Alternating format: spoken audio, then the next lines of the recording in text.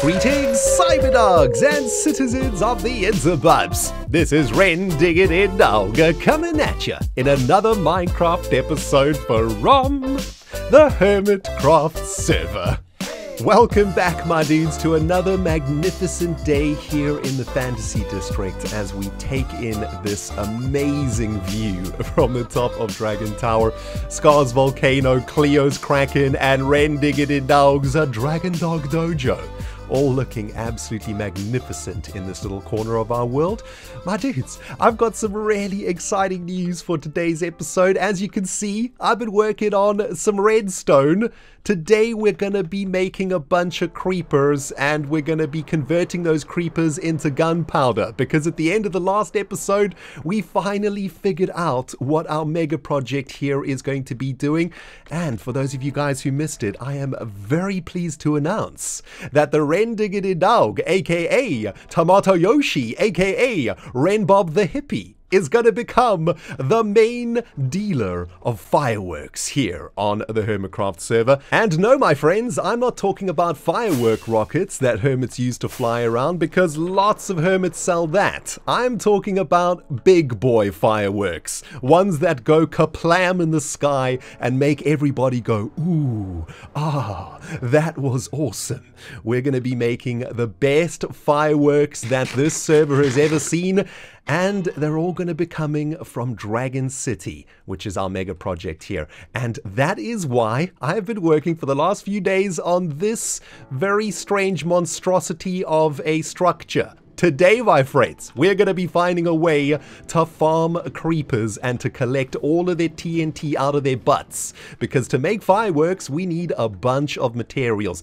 The primary materials being paper, which we are now creating in the Dragon Dog Dojo, and gunpowder, which we are going to be creating in a brand new build here known as the Creeper Apartments. However, my friends, before we get to any of that creeper-infested redstone goodness, there are a couple of things that I need to do around here on the Hermitcraft server.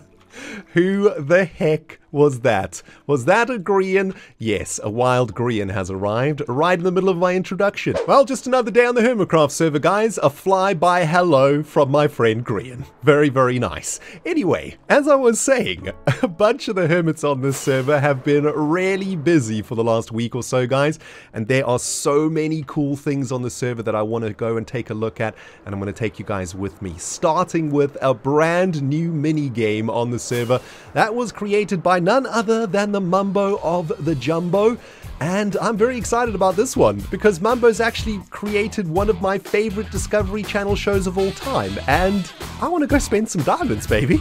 Welcome, ladies and gentlemen, boys and girls, to the first ever season of Storage Wars on the Hermitcraft server. Brought to you by Mumbo Jumbo in association with Sahara Limited. That's right, my dudes, that crazy Mumbo of the Jumbo has gone ahead and recreated one of my favorite TV shows of all time here in the shopping district.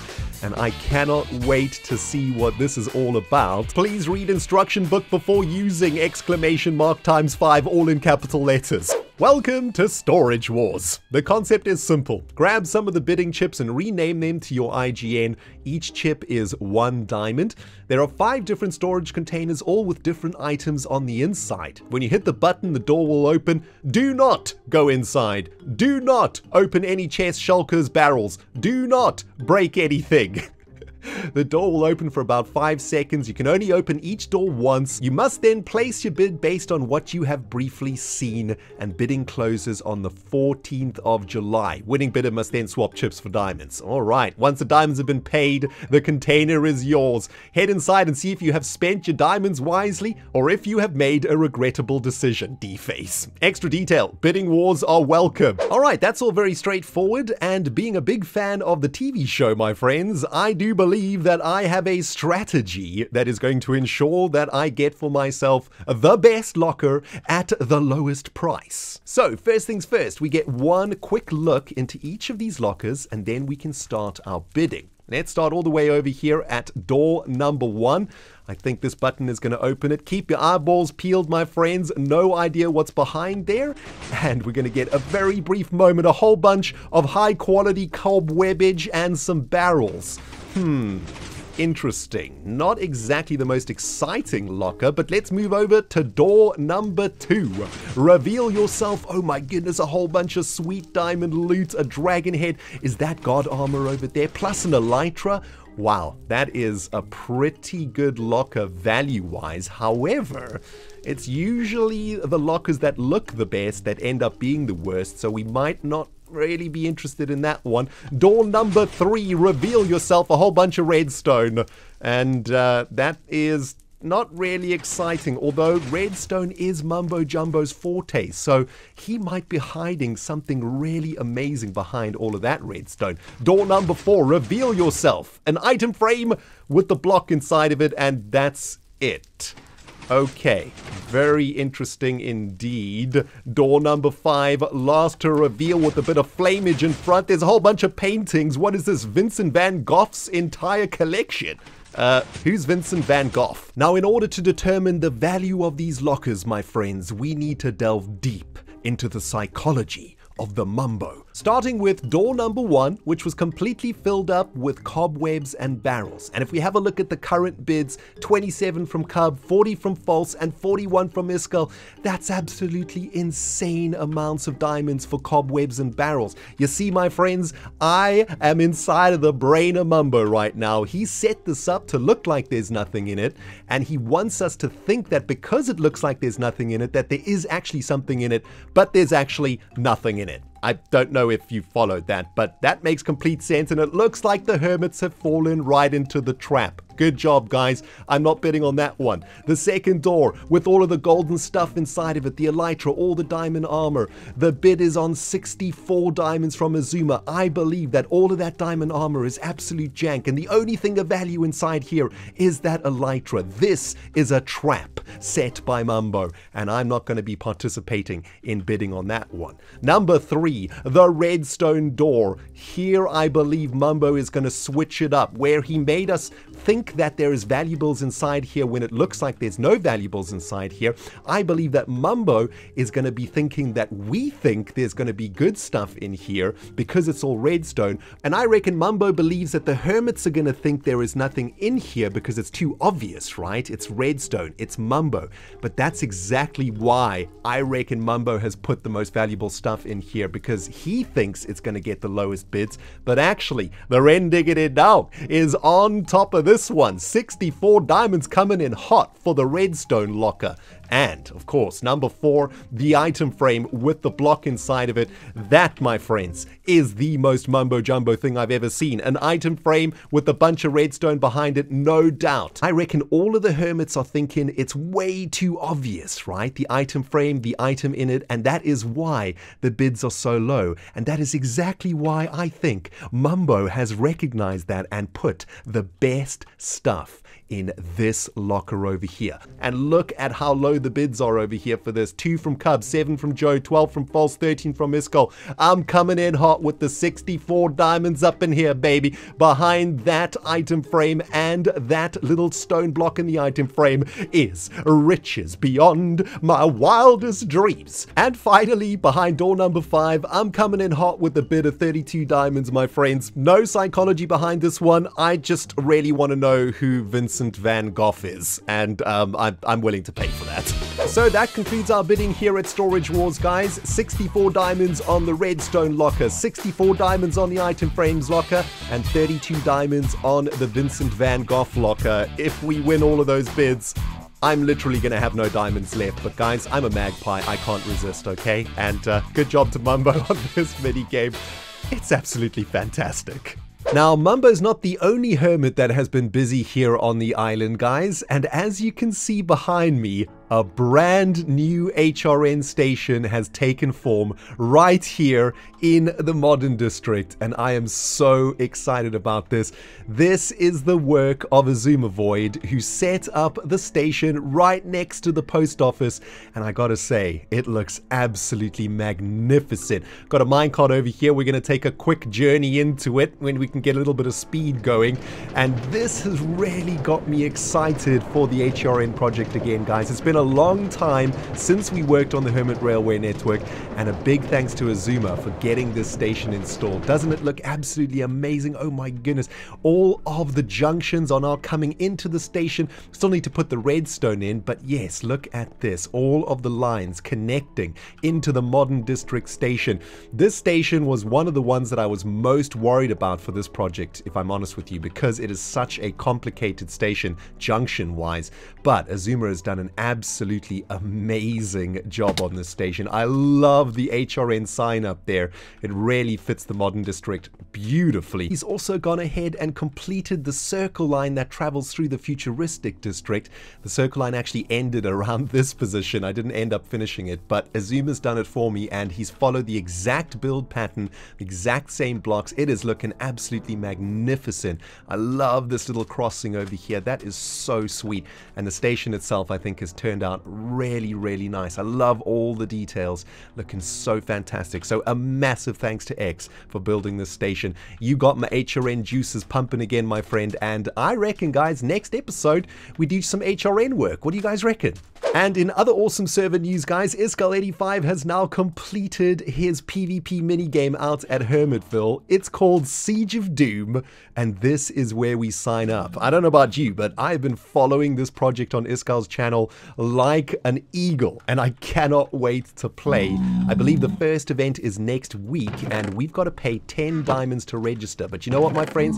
I will pay whatever it takes to play that game, because Iskall's done such an amazing job of it. So there we go. Rendiggity registered for Siege of Doom. Azuma's also registered. Other hermits, get on top of it. I really want to play Siege of Doom next week, and big congratulations to Iskall for his minigame. I also just realized that Sahara has a brand new business model, it seems. They might not be making a ton of sales over at the store, but they're certainly starting to rack in the diamonds with all of their minigames, right? Elytra Calls for Grian, Storage Wars for Mumbo, Siege of Doom for Iskall.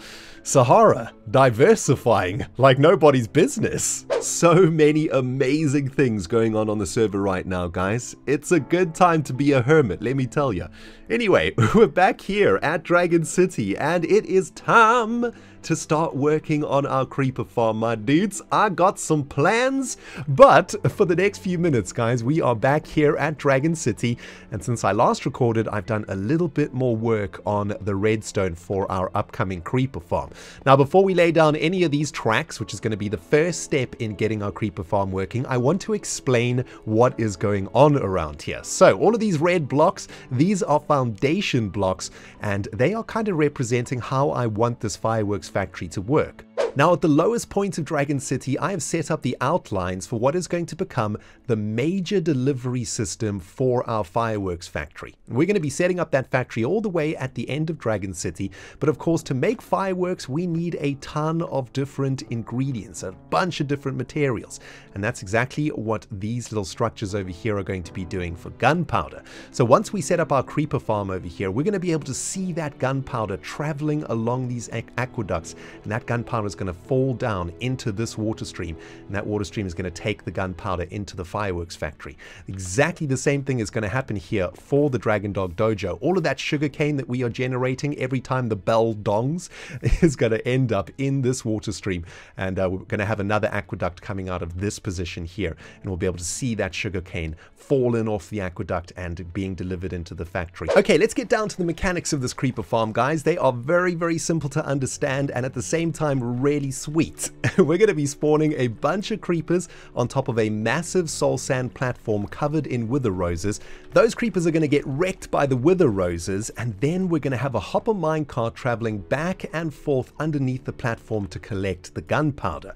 Here comes the really cool bit though, right? We want to deliver that gunpowder into our aqueduct over there, and we're going to do that in these positions over here. We've got 3 collection points, and each of these collection points is a dropper powered by a little repeater comparator loop, and every single time this hopper minecart travels over that hopper here, you can see that a couple of bits of TNT will get sucked out of the hopper and they will be delivered into the aqueduct chute below.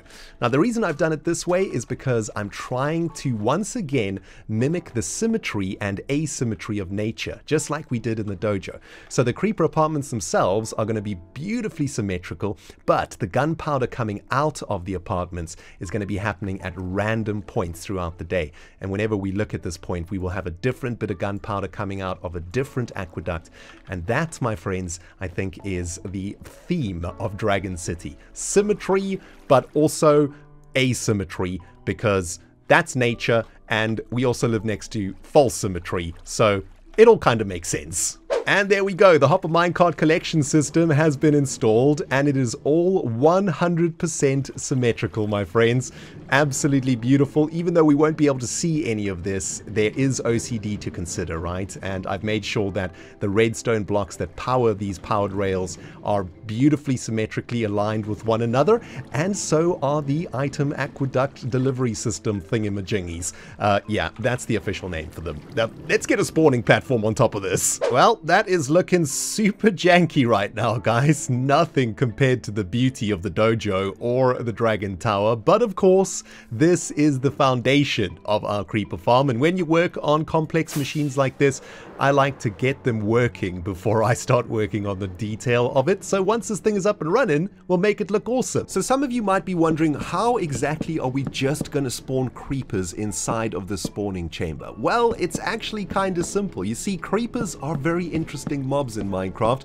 They're only 1.7 blocks tall, which means if we put a trapdoor at the very top of a 2-block high chamber, the only mob that can spawn inside of that chamber is creepers, because other mobs can't fit inside of that space. But of course, there's one mob shorter than a creeper that can in fact spawn inside of this chamber unless we do something about it, and that is the spider. And a spider needs 3 blocks by 1 block tall to be able to spawn, and that is why we are adding a block to every 3x3 in this chamber. That's going to stop any spiders spawning, and it's going to ensure that only creepers spawn inside here, and that this factory only generates gunpowder. Pretty sweet, right? After a few hours of testing here, guys, we're going to need to make a small adjustment to the spawning platform itself. I'm sure a ton of you noticed that we had way too many trapdoors in here to stop spiders spawning. In fact, we only need 1 trapdoor every 3 blocks because spiders need 3 blocks of space to spawn. On top of that, I noticed that using trapdoors to stop the spiders spawning is not optimal, because sometimes when the creepers die, their gunpowder lands on the trapdoor and the hopper minecart won't actually suck it up. So we now only have a single block stopping spiders spawning every 3 blocks, and they run directly up the center of the chamber, and I've made those full pillars. So now all of that gunpowder goes directly into the hopper minecart below. Just a small change, but it's definitely going to help with the efficiency of this bad boy. It's the next day in real life, guys, and after many hours of derping out here, I'm very pleased to announce we are finally ready to test the creeper apartment gunpowder farm. And I'm 99% sure that everything should be functioning correctly. All we need to do now is set up a couple of cameras and to actually watch this sucker in action. And if all goes to plan, we should see some creepers meeting their demise and all that delicious gunpowder ending up in the fireworks factory. Hold your paws, my dudes.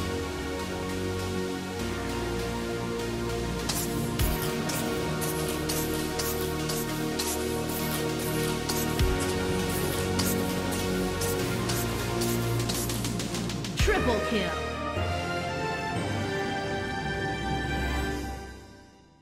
Alright, my dudes, the results are in, and I'm super excited to see whether our janky creeper apartment gunpowder farm has actually managed to generate some loot up in this business. I AFK'd for 10 minutes on that platform over there, guys, during the daylight cycle of a full Minecraft day cycle, and that equals about 10 minutes or so. That block over there is 24 blocks from the spawning chamber. That's the distance that you need to be from the place to actually spawn the mobs. So, in 10 minutes of daylight, we managed to generate generate. Here we go, baby. 29 gunpowder. Those are actually some decent rates, my dudes, especially considering we haven't lit up any caves in this area yet. And if we do a little bit of quick maths, we are going to be generating about 60 gunpowder every 20 minutes, and that's a full day cycle in Minecraft. And that means, of course, that in an hour of hanging out here in Dragon City, we're going to be generating about 180 or so gunpowder. That is more gunpowder than our fireworks factory will ever require, and I am very, very happy with that. Although I'm not very happy with how this looks, guys. Next couple of episodes, we're going to focus on making this place look absolutely amazing, and we're going to start working on the build for the fireworks factory itself. We do need to install a bunch more farms here in Dragon City, but guys, slow and steady wins the race out here in the Fantasy District, and unfortunately, we've run out of time for today. However, if you did enjoy the episode, please don't forget to smash that like button like an angry creeper running around on a bunch of wither roses. And my dudes, if you haven't subscribed yet, please consider subscribing to the channel, because this fireworks factory mega base project of doom is coming together rather spicy, and you don't want to miss a single second of it. But that's it from me today, guys. Thank you so much for watching, and we will smell you all in the next episode.